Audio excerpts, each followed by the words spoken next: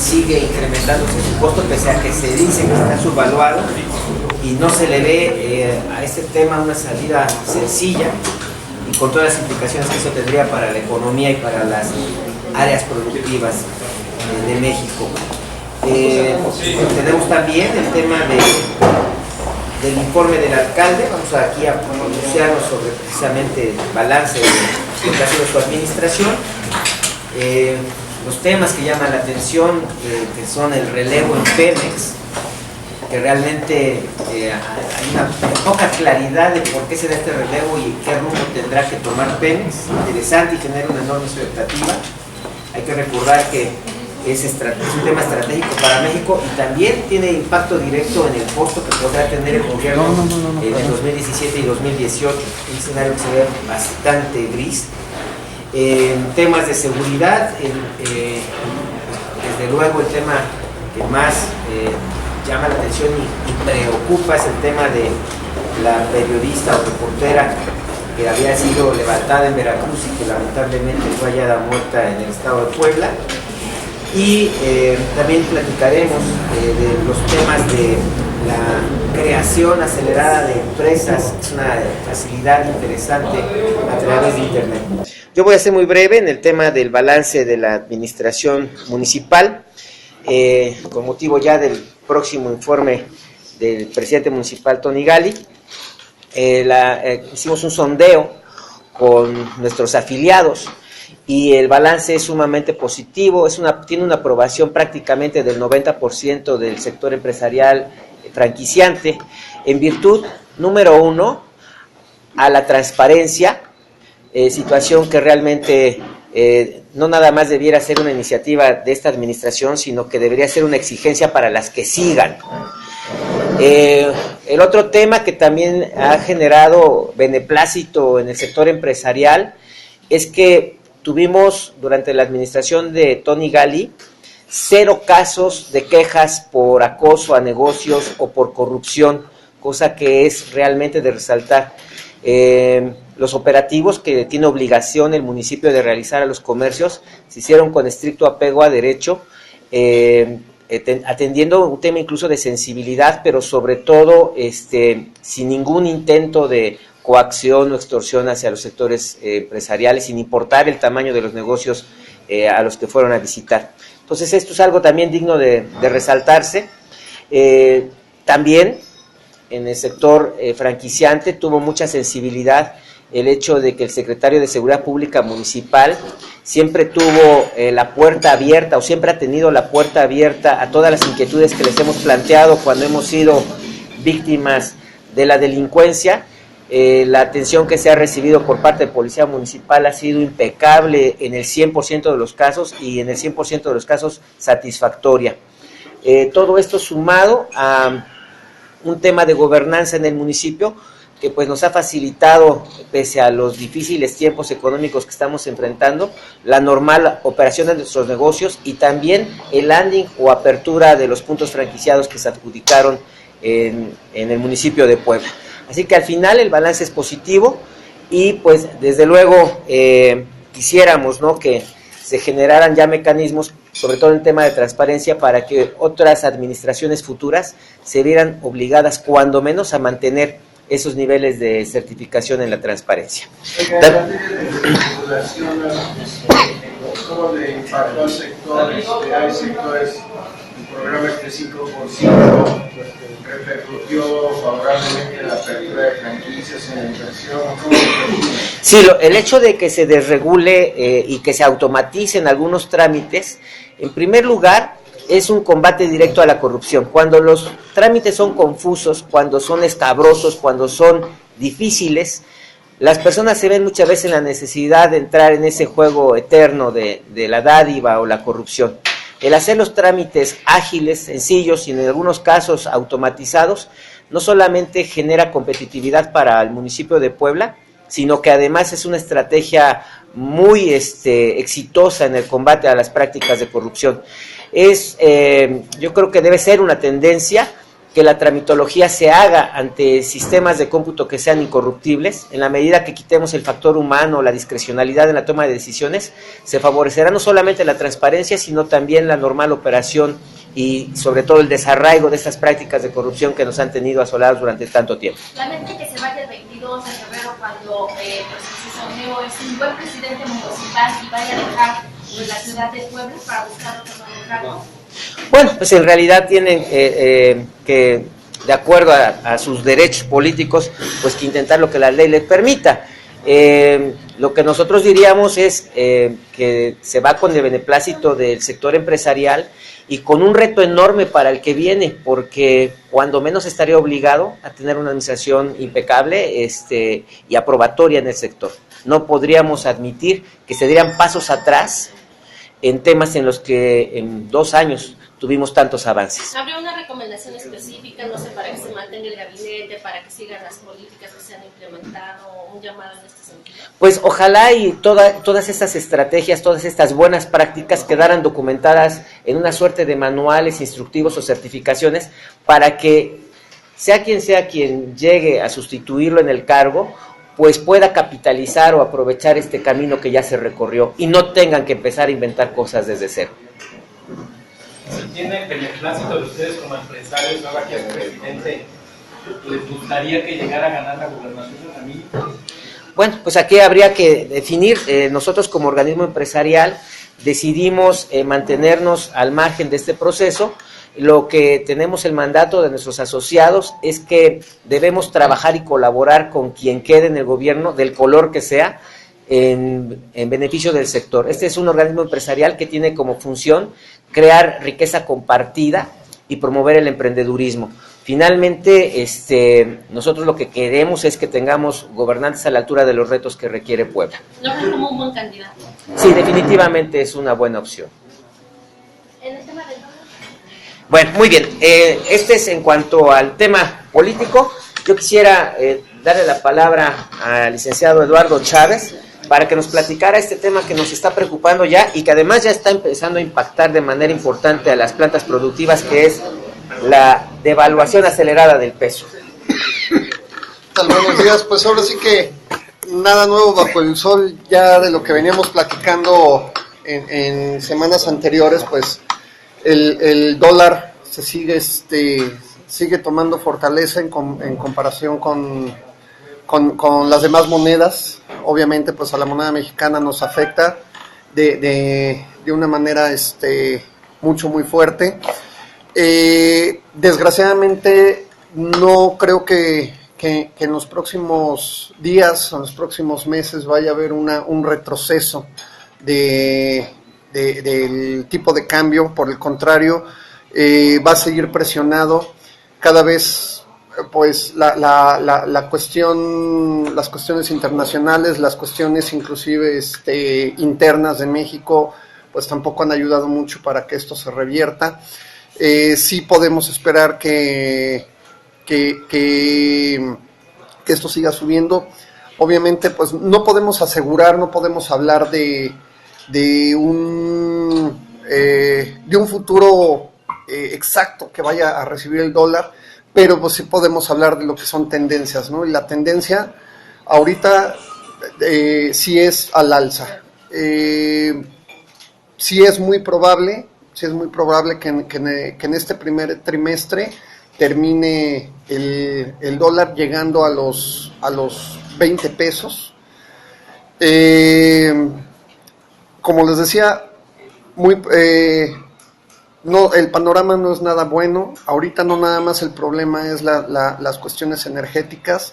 Ya se está empezando a mencionar que ahora sí que el efecto dominó a lo que ya está empezando a afectar es a los bancos más importantes a nivel mundial, ya que ellos tienen invertidos miles de millones de dólares en el sector energético, en compañías petroleras, las cuales ahorita pues están en un claro déficit. Entonces esto va a llegar a afectar a la banca mundial y pues eso es lo que está generando un panorama nada halagador. ¿Qué es lo que ya subió? ¿Perdón? ¿Qué ¿qué es lo que ya se ve, por ejemplo, para los importadores en concreto? Pues es que realmente todo lo que esté cotizado en dólares está, llámese materias primas, llámese mercancía, todo está, todo lo que esté cotizado en dólares o en otras monedas más fuertes como el euro, pues ya está empezando a afectar. Estos efectos en la banca, ¿cómo se van a mostrar hacia pues, los usuarios de la banca? Como tal, yo siento que al usuario, final de la banca comercial, hablemos, no le va a afectar tanto. Realmente nos va a afectar a manera global. A quien está afectando en sí es a los bancos como tal, como empresas, por cuestiones de sus utilidades. A ver si no es muy difícil que pudiera llegar a haber un problema similar al que hubo en 2008 con los bancos más importantes de Estados Unidos, como fue el Lehman Brothers, Citibank, por la falta de liquidez, por la crisis en sí económica, y faltas de pagos con estas empresas energéticas. Oiga, entonces viene entonces la subasta de los 200 a 400 millones de dólares para ir atenuando el disparo del dólar, o ya debida pensar Banco de México en otros mecanismos. Pues yo siento que debe de pensar en otros mecanismos, porque realmente cuando llegan a subastar, no, la devaluación no la detiene ni 48 horas. Cuando el dólar de repente ha llegado a subir a 18.80, es un ejemplo, Banco de México subasta dólares, el tipo de cambio baja a 18.65 y en menos de 48 horas lo volvemos a ver a 18.80. Entonces realmente es un freno que no dura tanto tiempo. ¿Cómo que podría pensarse? Pues ahorita no tengo una respuesta, ojalá la tuviera. Y no sé, otras medidas, reactivar la economía para que vaya más inversiones en el país, porque realmente uno de los graves problemas que hemos tenido y que no han frenado el dólar como sucedió en el 2009 es que la economía está estancada, está totalmente frenada, las inversiones no han entrado como entraban anteriormente. Ese podría ser una alternativa. Dentro de la semana pasada, igual les comentábamos en este tema precisamente, coincidimos, ojalá tuviéramos una respuesta que solucionara esto. Yo creo que ya lo están analizando en el gabinete federal, pero son varias acciones. Hay que entender que las reformas estructurales no funcionaron y no se ha tenido la sensibilidad de ajustarlas. Entonces, lo primero que tendría que solicitarse es que, dado que el escenario mundial cambió y también el escenario realista, el interno en México no está funcionando bien, yo creo que es el momento de tener la sensibilidad de revisar estas reformas y ajustarlas al momento que estamos viviendo, como número uno. Como número dos, tenemos que pensar en que se le apueste al mercado interno, a los sectores productivos mexicanos. Este tema de la salida de dólares del país y de que Banco de México tenga que salir a subastar dólares, obedece precisamente a los capitales que se están yendo de manera especulativa a otros países, porque tal como lo señalaba el licenciado Eduardo Chávez, cuando se devalúa el yuan, los inversionistas internacionales entendieron que iba a haber una estrategia nuevamente de rescate a través de compra de deuda a los bancos por parte del gobierno chino, y efectivamente sucedió. Entonces, sacar el dinero de países con economías emergentes a través de un clic de computadora y llevarlos a la bolsa en China, pues es un gran negocio, pero hay que entender que las inversiones bursátiles no generan riqueza en los países destino, y sí nos desestabilizan cuando ocurren tormentas, como eventualmente ocurrió en el 2008 en Estados Unidos, o que ahora se repitió el escenario en China. Esto nos deja en una enorme vulnerabilidad, porque mientras la economía no sea sacudida por ningún factor externo, esos capitales permanecen en México, pero no son capitales que vayan a planta productiva, no son capitales que generen empleo, no son capitales que generen riqueza, son capitales altamente especulativos. Y cuando preguntábamos precisamente dónde se están yendo esos 200 o hasta 400 millones que sale a subastar el Banco de México para defender a la moneda, precisamente a donde se están yendo es en la salida de capital de México hacia bolsas que especulativamente puedan tener repuntes y representar enriquecimientos rápidos, pero solo para el sector bursátil. Entonces, la economía productiva interna mexicana está prácticamente desmantelada, además de que tenemos una reforma fiscal que penaliza el consumo.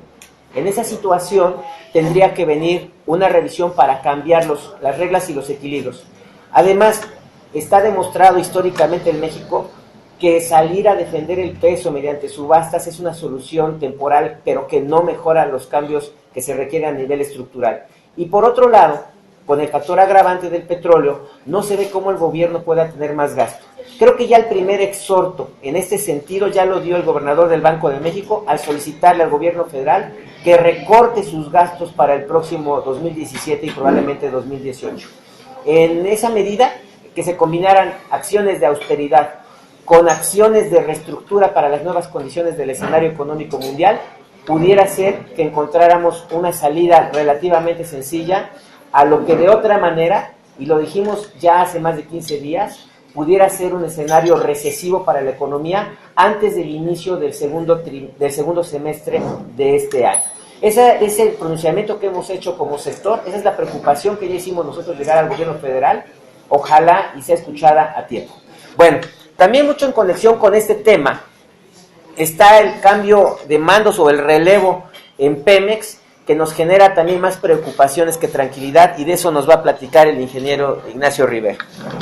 Hola, buenos días. Mire, la situación del cambio en Pemex simplemente pues nos confirma algo que ya se sabía. La gestión de Emilio Lozoya había sido mala. Ayer leí un dato no confirmado en prensa, que las reservas probadas habían caído del 100% cuando el señor tomó el mando de Pemex al 70%. O sea, en 3 años se le cayó el 30% de las reservas. Aquí los problemas son dos. Primero, no tenemos como ciudadanía una explicación, simplemente el señor se va, no nos dicen por qué se va, aunque la suposición es muy clara, y llega una persona diferente. Para variar, en nuestra idiosincrasia se despiertan esperanzas, pero el asunto de Pemex es verdaderamente aterrador. Aparentemente el gobierno mexicano tiene una disyuntiva en este momento: deja ir Pemex o deja ir la economía. Entonces no tienen para dónde hacerse. Pemex, ojalá me equivoque, ojalá esté exagerando, no tiene remedio. Uno como empresario dice: pobre cuate el que nombraron en Pemex. O sea, ¿cómo le va a hacer? Pemex es el asunto de luz y fuerza del centro, elevado por 10 o elevado por 100. De ese tamaño es su complejidad y de ese tamaño es la dificultad de resolverlo. No es culpa de este régimen, obviamente le reventó. Sí es culpa del sistema, hay que ser muy claros, y en este caso ya no se puede usar el viejo truco político de patear la bolita hacia adelante. La bolita de Pemex reventó hoy. Los precios del petróleo no van a repuntar en el corto plazo y posiblemente no repunten nunca. No los volvamos a ver arriba de $100 el barril. Eso es definitivo. Entonces, ¿qué van a hacer con Pemex? ¿Dejan ir Pemex o dejan ir la economía? ¿O se les van de las manos los dos? Entonces, ese es el verdadero problema del relevo en Pemex. Y una vez más, pues no tuvieron la cortesía a sus gobernados e hipotéticamente sus mandantes de explicarnos qué pasó. El otro señor se supone que era un genio en las finanzas, independiente, no estaba metido en el gobierno, una persona muy capaz. ¿Qué fue lo que pasó con Pemex? ¿Por qué el presidente tuvo que tomar esta decisión? Prácticamente de emergencia. Al que entra se le desea lo mejor, es una persona tremendamente calificada, muy buenas credenciales, pero la magnitud del reto que tiene enfrente está prácticamente insoluble. Como empresarios, ¿qué consejo le darían? Precisamente porque, bueno, finalmente no van a cerrar Pemex. Pues mira, es que todo indica qué es lo que se tiene que hacer. O sea, que Pemex quede como una marca registrada, que aprovechen la marca y se acabó.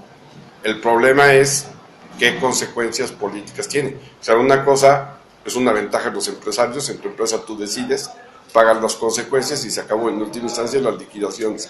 Pero acá el problema político de cerrar Pemex puede reventar el país. ¿Ayudaría a la privatización?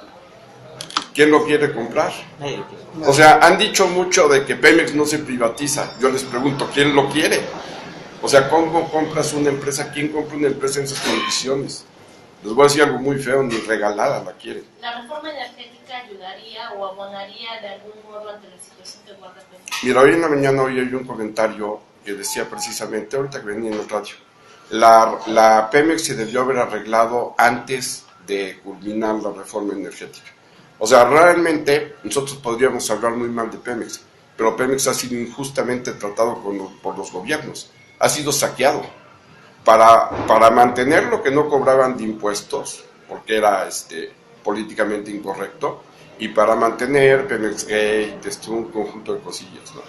Entonces, Pemex ha sido injustamente tratado, o sea, es una empresa que ha sido saqueada, no quedan más que huesos. Entonces dices, bueno, ¿cómo le haces para enderezar eso? Y desde luego uno de los saqueadores es el sindicato, a lo mejor el saqueador mayor.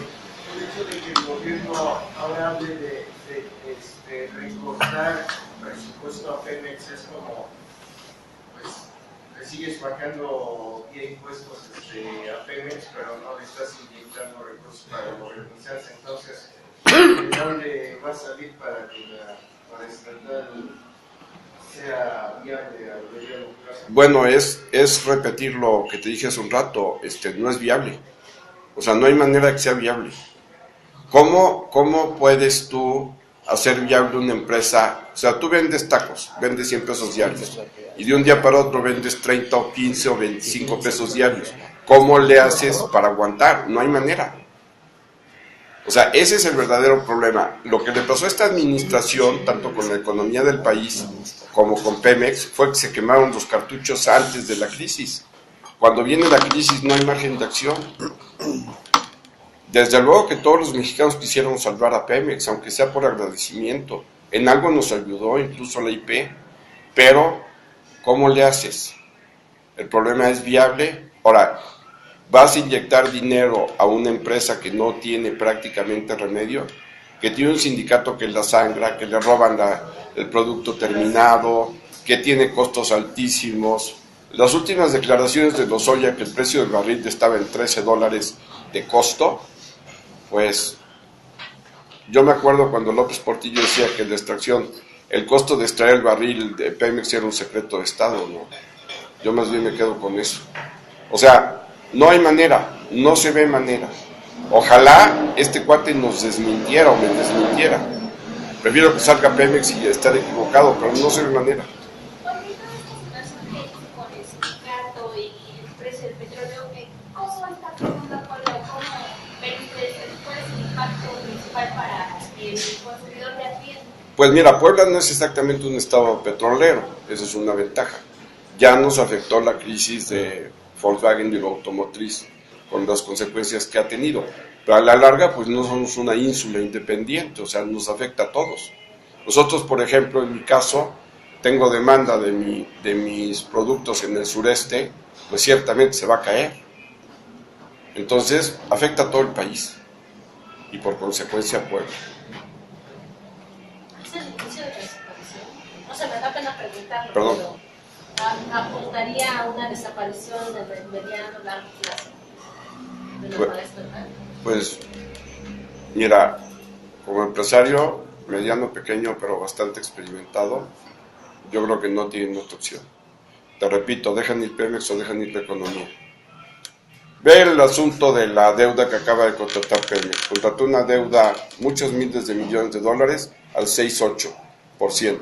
Para los estándares internacionales es altísimo. Antes de salir a contratar deuda, Hacienda dice que le va a meter dinero. Contratan la deuda y luego no dicen cuándo.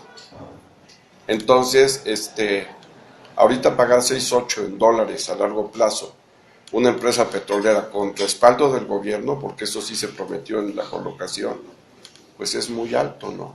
Entonces otra vez, dinero bueno al malo.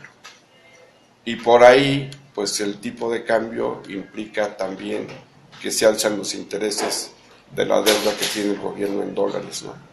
Y es otro problema más. Ahora, ¿no motivará un poco el hecho de que pues, ya la iniciativa privada extranjera va a poder invertir en corto plazo? Mira, el problema es que ¿quién le va a invertir a Pemex?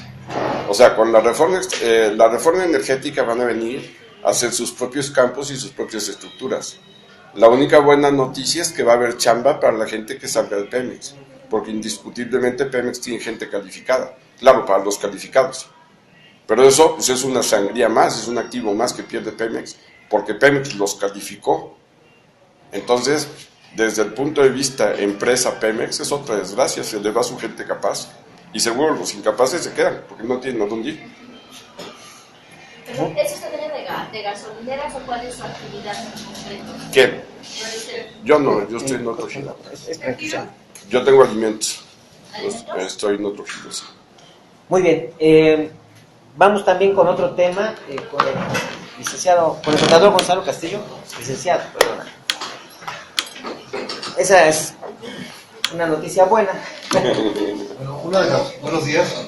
Una de las noticias que fue muy relevante el día de ayer, sobre todo para las pequeñas, micro y pequeñas empresas, se autorizó por parte del Congreso de la Unión, fue una noticia que ya habíamos manejado hace un año, más o menos. Hace un año manejamos esta noticia, en el que se aprueba por parte del Congreso de la Unión la constitución de empresas sin costo y por 24 horas.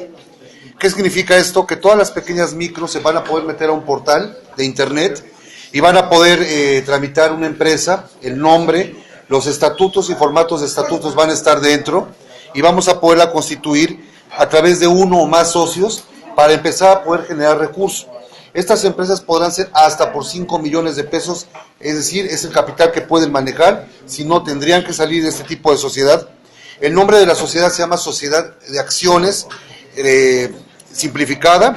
Esta Sociedad de Acciones Simplificada podrá tener el beneficio de que accede a todo tipo de recursos y es como si fuera una sociedad anónima, simplemente lo que hacen es que el trámite sea más corto y más rápido.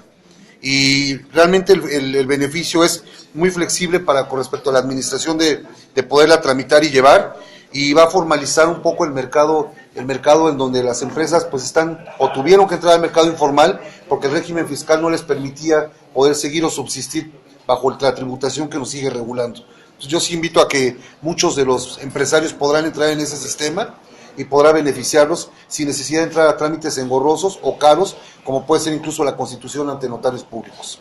¿A través de qué portal? Se hace a través de tu portal de la Secretaría de Economía y es hasta por 5 millones, no hay capital mínimo y va a simplificar el régimen de control y administración de las sociedades. ¿Para todos los sectores? Para todos los sectores se aplica. Micro y pequeña, porque ya cuando pasamos los 5 millones, ya pasamos a empresas ya grandes. Sí, así es. Ese es el beneficio que se obtiene a través de la nueva modificación a la Ley General de Sociedades Mercantiles.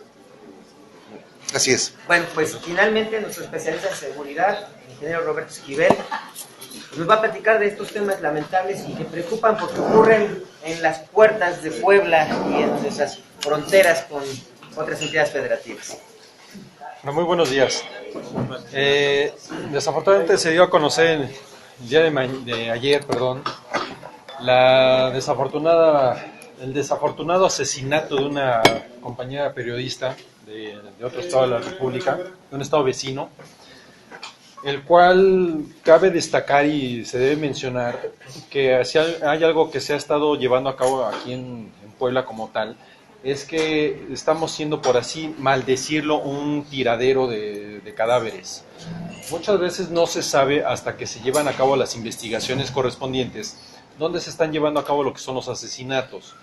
Aquí se debe mencionar que ella fue levantada obviamente en Orizaba, Veracruz, y posteriormente fue localizada en una carretera del estado de Puebla, que es la Coacnopalan, Oaxaca, si no mal recuerdo. Aquí, nuevamente es de repetirlo, no se sabe a ciencia exacta si el asesinato se llevó a cabo en el estado de Puebla u obviamente en lo que viene siendo en el estado de Veracruz. Sabemos que ahorita Veracruz está pasando por una crisis de seguridad bastante importante y es algo que afecta a la entidad poblana, puesto que somos vecinos de ellos. Actualmente ya tanto la policía municipal, las policías municipales de la zona que colinda con el estado de Veracruz, así como la policía estatal, y en este caso ya se integró lo que es la gendarmería y en su momento el ejército, están llevando a cabo lo que son bases de operaciones mixtas. ¿Con qué fin? Con el fin de que este tipo de situaciones traten de no pasar por las carreteras de Puebla. También se debe mencionar que obviamente no se tiene el número de elementos que quisiéramos que hubieran para poder combatir este tipo de hechos. Sin embargo, ya lo que es la Procuraduría del Estado, obviamente, bueno, ya lo que es la Fiscalía General del Estado, de igual manera lo que viene siendo ya la Policía Estatal y en su momento la Federal, están llevando a cabo lo que es las investigaciones necesarias e indagatorias con el fin de poder dar obviamente con los presuntos responsables y de igual manera poder esclarecer dónde se llevó a cabo lo que es el lamentable asesinato de esta periodista. ¿Cómo evitar que Puebla no sea un tiradero de cadáveres? Pues mira, aquí para evitar eso obviamente sería cosa de ver lo que vienen siendo los famosos arcos de seguridad, ver de qué manera están trabajando estos arcos de seguridad, porque una vez que se instalen deberían tener lo que vienen siendo unos radares, por así decirlo, de rayos X, con el fin de poder ver en lo que vienen siendo las cajas de los camiones o de los trailers, así como en los mismos vehículos particulares, un escaneo por medio de los rayos X. De esta manera se podría verificar si algún vehículo está portando lo que es, por ejemplo, drogas, armas, o en este caso ya está un encajuelado o una persona ya asesinada. Eso es una parte de la modalidad de los arcos de seguridad que deberían estar operando. De este modo se puede realizar. Ahora, otra de los mecanismos que está llevando a cabo la autoridad como tal en los 3 niveles de gobierno viene siendo lo que son los famosos retenes, en los cuales obviamente verifican el estado del vehículo. ¿Qué es lo que hacen? Piden a la persona que se identifique, posteriormente que muestre lo que es la tarjeta de circulación para ver que se encuentra al corriente y en forma sin ningún tipo de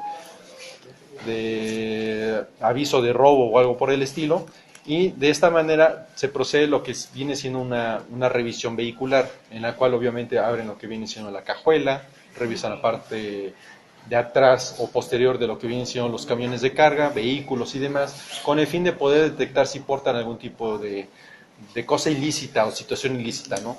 Las autoridades de Puebla en seguridad dicen que los arcos de Puebla son de los más modernos, que nos los envidian en el norte. Entonces, ¿qué está pasando? ¿No están funcionando? ¿Los están evadiendo? ¿Hacen falta más arcos?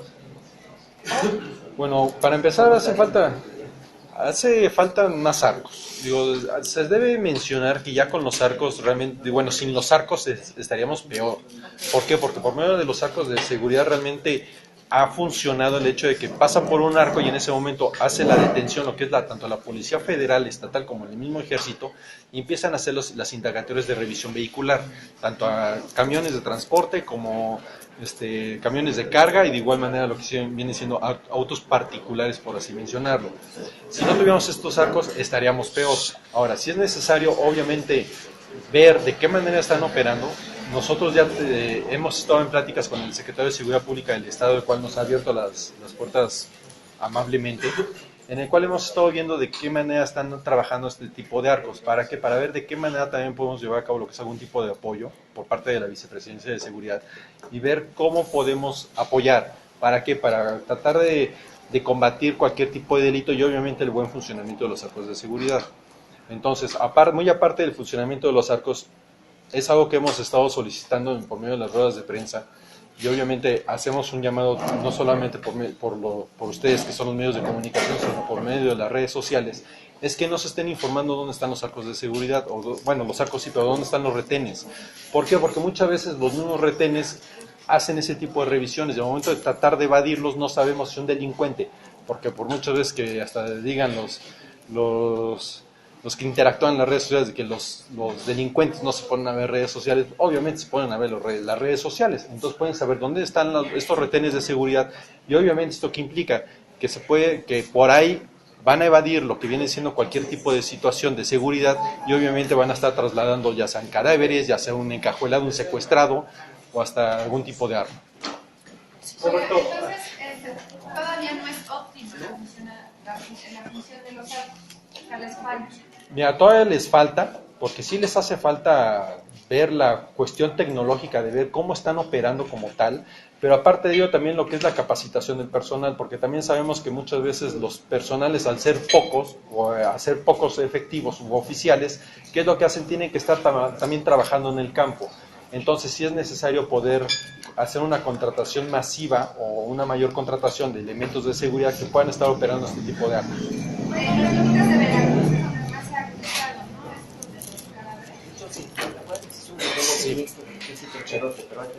Sí, es algo que opera más en ese lado porque está, como lo dije hace un momento, sabemos que Veracruz ahorita está pasando por un conflicto de inseguridad bastante importante, el cual afecta a Puebla. ¿Por qué? Porque somos colindantes a ellos.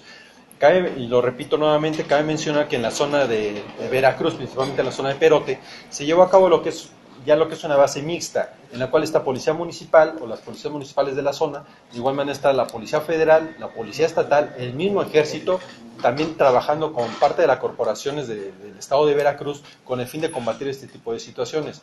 Pero lo repito, hace falta mayor número de elementos para poder abatir lo que vienen siendo las demás carreteras, porque sabemos que son bastantes. Por parte del estado, los municipios. Por parte de todos. Es federal, pero sí es por parte de todos, digo, o sea, es lo que hemos dicho en otros momentos, ¿no? Quisiéramos tener más policías, tanto municipales como estatales, pero desgraciadamente es algo que no es tan fácil. ¿Por qué? Porque tienen que pasar por una serie de controles de confianza y en algunos momentos no los aprueban y obviamente pues no pueden pertenecer a las filas de las corporaciones. Roberto, ayer se mencionó que apareció Paulina Camargo, pero aparece viva en Monterrey, y hay un personaje que está encarcelado, que dicen que fue torturado por la policía estatal. ¿Qué mensaje manda desde la fiscalía? No sé tú cómo lo veas, porque parece delicado el hecho de que Paulina Camargo, después de 5 meses, haya aparecido en Monterrey, haya aparecido viva, y hay un encarcelado. Y bueno, parece que torturado. Bueno, aquí se debe mencionar de primera instancia es que es algo que se estuvo manejando por medio de redes sociales. Se detectó por medio de una página de internet que Paulina Camargo, en una página de acompañantes, por así decirlo, aparece obviamente con vida. Esto lo vamos a dejar como algo supuesto. ¿Por qué? Porque a final de cuentas se tiene que llevar a cabo obviamente lo que es una investigación, en el cual se debe determinar si efectivamente, para empezar, es ella, porque en caso de que sea ella, obviamente se tendrán que seguir otras investigaciones para deslindar responsabilidades por parte de los diferentes niveles de gobierno que hayan participado en este tipo de situaciones. Deslindar responsabilidades es saber si alguien incurrió en algún tipo de corrupción o falsedad de información y de esta manera, pues, a final de cuentas, combatir este supuesto. Entonces, ¿qué es lo que se tiene que hacer? Se tiene que investigar. Hasta que no se investigue, obviamente todo lo dejamos en una presunción, en un supuesto de lo que pudo haber sucedido, pero por el momento no se puede hablar más del tema. ¿Cómo queda la fiscalía ante esto de confirmarse cierto? Pues mira, en caso de que se confirme, obviamente la fiscalía quedaría mal. En caso de que no se confirme, pues la fiscalía quedaría obviamente todavía bien. ¿Por qué? Porque obviamente es algo que no se sabe. Hasta que no se aclare la situación, no se puede dar mayor información y se puede decir si va a estar bien o va a estar mal. Ya se le han acumulado casos al fiscal, al anterior procurador, arrancar desde Chachihuapan a la fecha, ¿no? Bueno, ya tienen una serie de situaciones, algunas siguen en proceso de investigación, de ver qué es lo que ha sucedido, pero a final de cuentas, mientras cada una de ellas se vaya resolviendo, es conforme se va sabiendo qué es lo que va pasando realmente.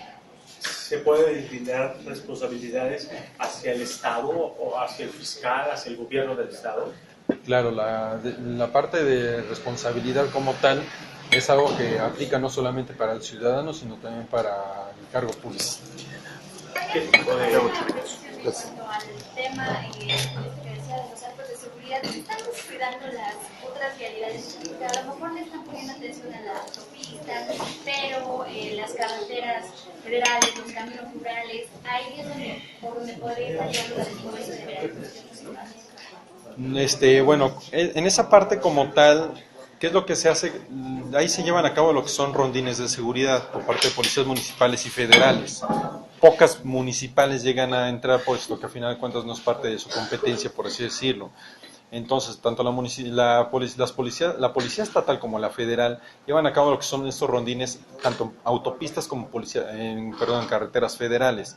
Entonces, no es algo que se esté descuidando, pero hacen falta elementos. Realmente hace faltan elementos. ¿Para qué? Para que puedan abarcar un mayor territorio y obviamente poder cuidar más. ¿Realmente se sabe con cuántos elementos está operando un arco de seguridad y los resultados que está dando? Mira, el arco de seguridad te puedo decir que aproximadamente está trabajando tanto gente operativa que está revisando lo que son cámaras y demás, como los efectivos que están en campo haciendo lo que son los retenes, por así mencionarlo. Estamos hablando de alrededor de unos entre 25 y 40 elementos más o menos. Pero todavía son difíciles. Así es. En el caso de la periodista encontrada ayer, es un claro atentado a la libertad de expresión. ¿Ustedes condenan el hecho de que continúen los atentados a los periodistas y a la libertad de expresión? Sí, a ver, esta sí es una situación de posición institucional de la Red Mexicana de Franquicias. La pregunta que haces. Desde luego que condenamos el hecho de que se atente contra los periodistas porque es una forma de impedir el ejercicio de la libertad de expresión a la que tenemos derecho todos los mexicanos. Desde luego que también nos manifestamos en contra de que cada vez que un periodista es asesinado se le pretenda sistemáticamente vincular para desprestigiarlo con temas de delincuencia organizada o se cuestione su forma de vivir. Yo creo que antes de hacer esos señalamientos debe constar en sendos expedientes adecuadamente integrados. Yo creo también que es muy importante que se le exija a los gobiernos que garanticen la labor del periodista y pedir que organismos internacionales tomen vista de este tipo de situaciones para presionar a quienes debieran estar protegiendo la garantía del derecho de expresión y que pareciera ser que hacen la vista a un lado porque les conviene. Creo que también como sociedad hacemos un llamado, no solamente a que se mantengan siempre atendidos los temas de libertad de expresión, sino que eviten los políticos cualquier intento de normar, regular o impedir el ejercicio de la comunicación que se da, por ejemplo, a través de las redes sociales. Hemos visto también que muchos medios de comunicación muchas veces están cooptados por gobiernos y se dedican a la desinformación y que el único espacio que le queda a la sociedad es el ejercicio de redes sociales. Yo creo que, al final de cuentas, sin importar el rango de periodista, la ciudad en la que ocurra el homicidio, debiera atenderse con mucha prontitud y de manera proactiva y también ya preventiva este tema, porque México, junto con países como Irak, son los más peligrosos para ejercer la profesión del periodismo, y eso es algo que debiera ya preocuparnos. ¿Nos preocupa? Que se haya vuelto un tema ya frecuente, donde ya no nos sorprende que estén asesinando periodistas en México. Debemos entender que esto es muy grave, y en la medida en la que el sector de los periodistas, pero también la sociedad en su conjunto, no manifiesten su preocupación y su enojo ante esta situación, podría seguir ocurriendo. No debemos acostumbrarnos a que esto ocurra. Gracias. De nada. Ahora, yo le quiero preguntar a señor Blanco, compañera. Sí. ¿Qué opinan del resto de los cambios que hace el gobierno de la República, ¿no? En el IMSS hubo cambios, bueno, en Pemex hubo cambios, y también hubo otra dependencia, ¿no? Y se anuncian nuevos cambios. Entonces, preguntarles, ¿cómo ven esos cambios que hace el presidente a la mitad de su sexenio? Bueno, evidentemente solo se hacen cambios cuando los funcionarios no están teniendo el desempeño que se esperaba. Debe entenderse que la consecuencia de estos cambios, tal vez con excepción del caso de Pemex, obedecen principalmente a un tema de que no existe la ejecución adecuada para el desempeño de esos cargos. Creemos que siempre es sano revisar lo que está mal y por lo tanto el hacer ajustes en el gabinete, ya incluso en lo que sería la recta final de la administración federal, pues puede ser un tema interesante. Sin embargo, insistimos en que más que los cambios de funcionarios, debiera haber cambios o golpes incluso ya de timón en la estrategia, sobre todo fiscal, en la estrategia energética y también en la de competencia económica, porque es evidente, lo vemos en los indicadores y en el nuevo ajuste que hace el secretario Videgaray de recorte a la expectativa de crecimiento. Es evidente que la economía mexicana no está marchando bien y que esto no obedece nada más a factores externos, como en múltiples ocasiones se le ha tratado de hacer pensar al ciudadano promedio, que no es culpa de lo que hacemos en México, sino que es un tema que nos contagió el sarampión, la economía de todo el mundo. No, si bien es cierto que los factores externos enrarecen el desempeño de la economía mexicana y que son ajenos a cualquier gobierno, sí hay que reconocer que la estrategia que se tuvo, o la estrategia que se ha mantenido,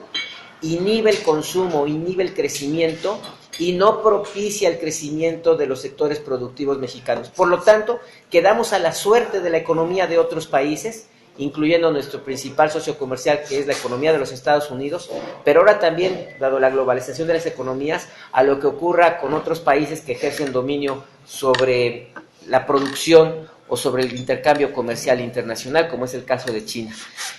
Estamos perpetuando el error. Creemos que, si bien es cierto, México debe seguir siendo una economía abierta y competitiva globalmente, debe protegerse, debe privilegiarse y debe fortalecerse los sectores productivos internos y, sobre todo, no depender de nuestras exportaciones, sino también tener un sano balance con los equilibrios del consumo de los mercados internos. Oiga, hay una pregunta cultural. Se viene ya la Cuaresma. Las franquicias tienen restaurantes dedicados a la venta de pescados y mariscos, ¿no? Sí. ¿Cómo esperan precisamente este 2016? ¿La gente mantiene las tradiciones o X? Bueno, ahorita realmente el sector restaurantero principalmente, también el sector turístico, estamos preparados para atender la sobredemanda que tenemos con motivo del 14 de febrero. Esperamos un repunte en el sector restaurantero de más del 30% en nuestras ventas. De hecho, ya los números que teníamos para inicio de semana es que se tenía prácticamente garantizado que van a tener los restaurantes, no nada más el día 14 de febrero, sino todo este fin de semana, el 100% de sus reservaciones. Esto evidentemente es un alivio para la economía, es un alivio para el sector. Y pues también en el tema de Semana Santa, hicimos un comparativo histórico de cómo era el comportamiento del turismo en Puebla hace 10 años y cómo es ahorita.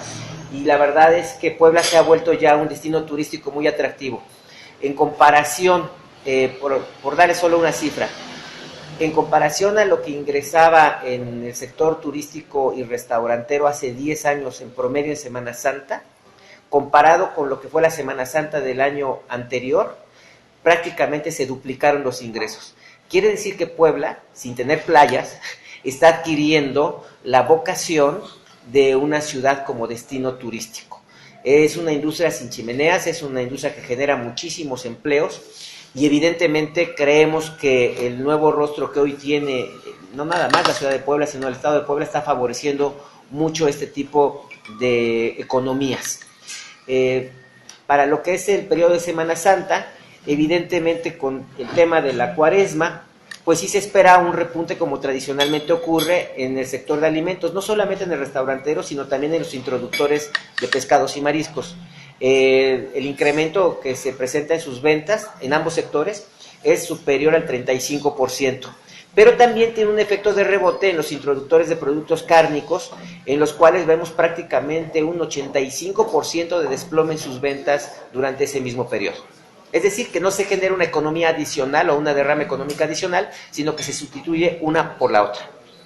Gracias. No sé si ya habrán hablado del tema, pero quisiera preguntarles cómo ven la medida esta que ha tomado el ayuntamiento para pues quitar prácticamente los adeptos del agua en Puebla para las cuentas domésticas. También se ha dicho, o varios de sus compañeros empresarios de otros organismos, que sería muy bueno que para los empresarios hubiera el mismo estilo. ¿Qué opinan? Bueno, efectivamente, a ver, el tema del agua, nosotros aquí denunciamos en su momento cuando se hizo esta concesión a los servicios, que se evitara vulnerar la economía de los ciudadanos, pero también que no se les cargaran todos esos costos de ineficiencia al sector empresarial, y así ha ocurrido. Creo que debiéramos pedir un trato equitativo. Hay gente que aún no entiende que si las empresas no son rentables, dejamos de generar empleos, dejamos de generar inversiones directas y no podemos contribuir a través de las cargas o, o del pago de impuestos. Pareciera que el sector empresarial es un buen cliente para este tipo de tarifas y se les trata de una manera indiscriminada. Yo creo que debe diferenciarse, por ejemplo, aquellos negocios que tienen alto consumo de agua y que paguen en consecuencia de acuerdo a su propio consumo. Creo que también debería de diferenciarse a las empresas que producen contaminantes y que los arrojan al drenaje, que debiera exigírseles un tratamiento antes de arrojar estos residuos a los ríos o al drenaje, pero también que tuvieran la sensibilidad de entender que los negocios que tienen un bajo impacto y un consumo normal no debieran ser penalizados. Las empresas cargan con enormes impuestos. Hablamos de impuestos sobre la nómina, impuestos a la productividad, impuestos al consumo, impuestos a los insumos, impuestos en todos los servicios que consumimos a tarifas que son más caras que en otros países, incluida el agua. Va a llegar un momento en que ante un escenario que estamos enfrentando prácticamente ya de recesión, esas empresas dejen incluso ser clientes para ellos y además se vayan con deudas que nunca van a pagar, porque si la empresa quiebra, si la empresa se va, ese adeudo nunca lo van a poder recuperar. Y yo creo que es un buen momento para, así como se hizo un análisis de sensibilidad hacia los consumidores domésticos de agua, se haga también hacia los sectores productivos. Pareciera que fuéramos muy atractivos para desangrar los flujos de dinero de los negocios y no se dan cuenta que una tercera parte de las pymes en México están al borde de la quiebra, están teniendo economías de subsistencia, esperando que algo milagroso suceda en la economía y se reactive. Pero si esto no ocurriera de aquí a junio, vamos a enfrentar un escenario de cierre de empresas y enormes tasas de desempleo, falta de inversión y además que estas empresas dejarán obviamente de contribuir al erario y también tendrán que abandonar el pago de algunas deudas que se volverán impagables. Oye, ¿existe un análisis de sensibilidad del ayuntamiento y de la empresa o fue más bien que ya vienen las elecciones? Yo con los años que llevo en estos temas ya no creo en las coincidencias. Yo creo que los sectores ya se dieron cuenta, en la parte que le llaman clase política, ya se dieron cuenta que han cometido enormes abusos con la ciudadanía.